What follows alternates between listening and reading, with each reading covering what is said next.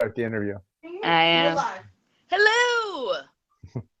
We're live! I'm going to officially read your fancy titles, and then we'll get into a deep discussion.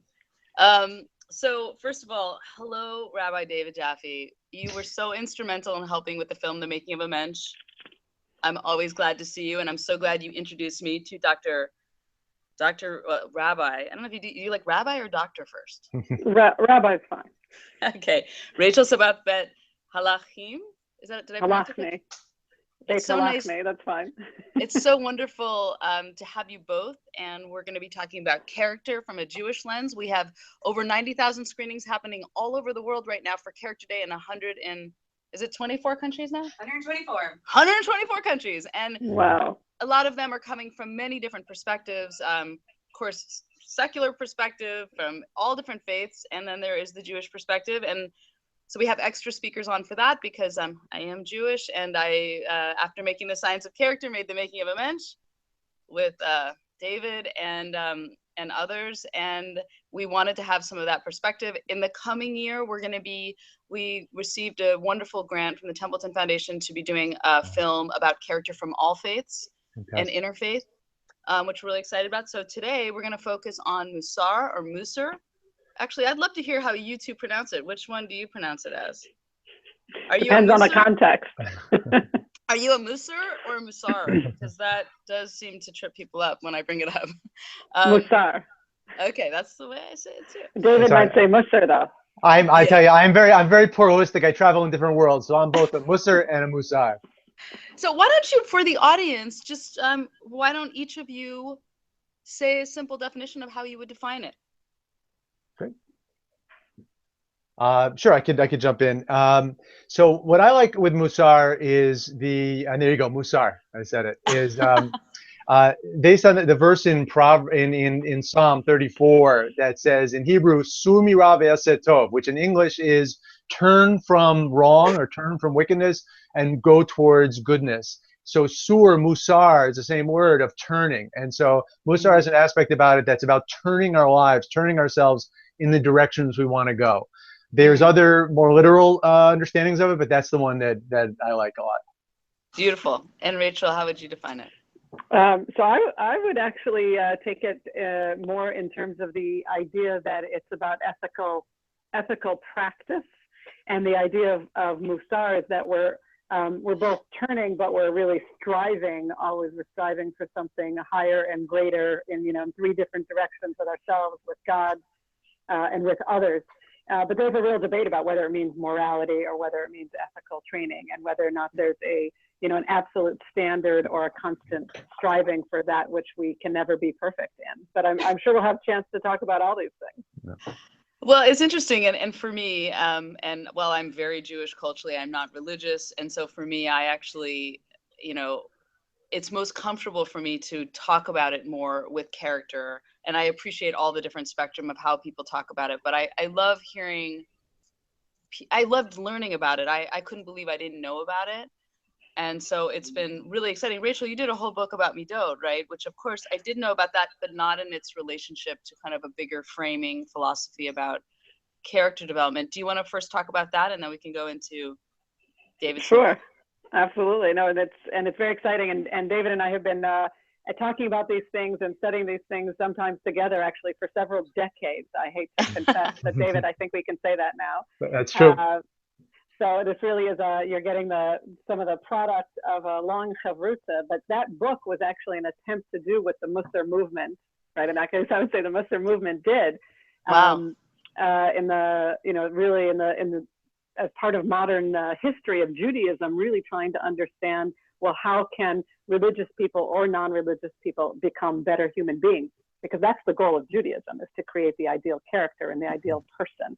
And so that book was a contemporary attempt to do really an imitation of those books from the 19th century primarily and early 20th century, to say, okay, if we take those same ideas and those same values, what would it look like if we did meditations on those values together, myself and my co-author, Rabbi Kirva, what would it look like to create a guide? So we created this book based on the different midot from the mussar movement, based on the texts of different rabbis and scholars in that movement in that time, and applied it to contemporary situations. So that's where we get the book is divided in those three directions, that what we're struggling with to become more ideal human beings in our lives is largely other people. With ourselves, that's where it becomes very, very modern or postmodern, if you want. And then from a religious perspective, how do we strive toward a greater sense of ethical virtue in our relationship with God or with the divine, and that it should and could be something that Judaism can continue to bring to the world. Beautiful. And David, you have a new book. Tell us about the new book. I do. I just first would say, Timmy, it was wonderful working on Making of a Mensch. I think that was an excellent introduction to mussar, and we're in a period of renaissance right now of the mussar and bringing mussar back. And I think Rachel's book, Striving Towards Virtue, was really part of that renaissance. It was early on in it, and Alan Marinis's books as well. My book is called Changing the World from the Inside Out, and it's taking mussar and from the interpersonal and inner realm and moving it out into the social and communal realm, which it really is, it belongs there as well. Mussar is about both what we call tikkun ha'adam, the transformation of the individual, and tikkun ha'olam, the transformation of the world. But the writers really were focusing much more on the interpersonal.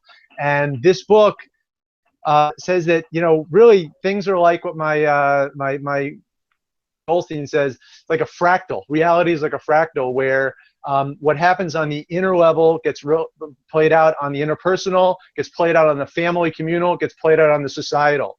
And so this book is looking at how our work in the world to end poverty, to deal with climate change, to deal with racism, all these issues we care about are actually not separate from our work on becoming more humble, or more patient, or more courageous individuals. That there's really one integrated path. And the book takes the wisdom of the mussar masters, kind of things Rachel just related to, about how do we grow in these character traits and strive to become our best people, and do that in the context of working to end, climate change and things like that. How those go back and forth. And that when you do this work out in the world, that actually impacts your midot and your character traits and how you grow. And when you do the inner work, it makes a difference on the outside. I love that you're talking about that. I mean, I think with so much in the election season, if I will just bring it up as a blanket umbrella, and without going too far into it, but I do feel like the major interest this year in Character Day was really also in response to a lot of stuff that's happening in the ether right now with the election. I think also when sometimes we think of our biggest problems, whether it's the environment or racism or anti-Semitism or any of the isms that we need work on, it is so much about the inner work. And they seem like these massive problems that how do you even begin to unravel? But if you start with yourself, it's actually very empowering because you can ripple outwards. And I love the Salanter quote, which I'm sure you would paraphrase better than I would. Would one of you want to take that one on? That was, I'm sure, what your title came from. So would you share with everyone? He said, yeah. Sure. I mean, I'm not sure if this is the one you're talking about, but it's also attributed to the Chafetz Chaim, Rabbi Kagan, where he says that I set out to change the world and I failed. So then I set out to change Poland, my Polish community. That failed. I set out to change my town, Radin, and that failed. Change my family. That failed. I decided to start on myself and change myself. And once I worked on myself, I was able to then change the world. Beautiful, beautiful. We almost put that in the movie. I still regret it when I watched the movie. It was at the end and it didn't quite land right. And I love that quote because to me, it really embodies everything that you both are working on. And Rachel, I love learning, once again, a woman was at the forefront, but maybe not as of bringing midot back. And I think that I would love to hear both of your thoughts about, we have the high holidays coming up, and it was one of the we planned Character Day for back to school. A lot of educators all over the world are using it, but it's certainly a time of reflection on strengthening who we are, figuring out what we did wrong in the last year. So I'd love it if you both could talk to that, and maybe start with Rachel. Sure, and I'm happy to dive in. It's actually the theme of another book, a second book that I co-authored also with Rabbi Olitsky, which is called "Preparing Your Heart for the High Holy Days," which is meant to be a guided journal also. And that book, which people are using in this month leading up to the high holidays, really teaches us to do that inner work, which is really what David was saying. It's about if we're not really honest with ourselves and can't take responsibility for the ways in which we've all behaved in small and large ways in every area in our lives, in ways that we could certainly improve upon, if not really fix and acknowledge how we've really screwed up, quite frankly, in lots of relationships, then we won't be able to turn toward that new year and reach a higher level of mussar or character embodiment. We won't be able to embody and act out our most pure character potential. So we take this month and the 10 days of Rosh Hashanah and Yom Kippur to really dive in deep. And as one of my colleagues likes to say, really clean out our foundations, clean out the basement of who we are and what we've stuffed down there during the course of the year, of the ways that we might have misspoken and mistreated people, ourselves, our relationship with God, and to really clear out our foundation so that as we go into the new year, we can stand on something that is much more about who we want to be in the world. And then we're much more able to act with others and hopefully be transformative agents for good in the world. But if we're standing on a rocky foundation and haven't cleaned up our relationships, at least on a yearly basis, then we won't have a chance of doing that. So this is a huge opportunity. It can actually be spiritually stressful for people. We're really meant to turn to people, and like I would go to David and say, David, if I've wronged you or hurt you in any way, I hope you'll forgive me. I may not even know it, or I may know that I've failed you in certain ways as a friend in the last year. And if we can get to the place where we have a deep and honest conversation where he says to me, actually you did, and let me tell you how.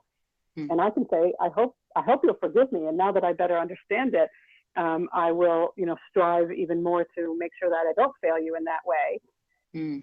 And then, look what's happened. Now we become, right, a force for a much stronger relationship and hopefully a force for much more good in our lives because we're not standing on such a problematic foundation. So that's just one of the ways in which we in the Jewish tradition try to really act out one of the main methods of developing a strong character. Wonderful. Thank you so much. And I think that real work is beautiful to lay out. David, what do you want to add to that? I'll just say, Rachel, I forgive you. No, just kidding. I would just say that was beautiful. I would just add to that that this period of time we're coming up to, we have the Day of Atonement, Yom Kippur, and we have Rosh Hashanah, the New Year. And the Day of Atonement is, in our tradition, the happiest days of the year, paradoxically, because you fast. Some people think it's a very heavy kind of day, but it's actually a joyous day and really about love and about coming together in love with God, love with other people, unity. But we have a wake-up call on Rosh Hashanah, which is which wakes us up. Unlike the cell phone, which wakes us up. Go ahead. Exactly. That was my wake-up call.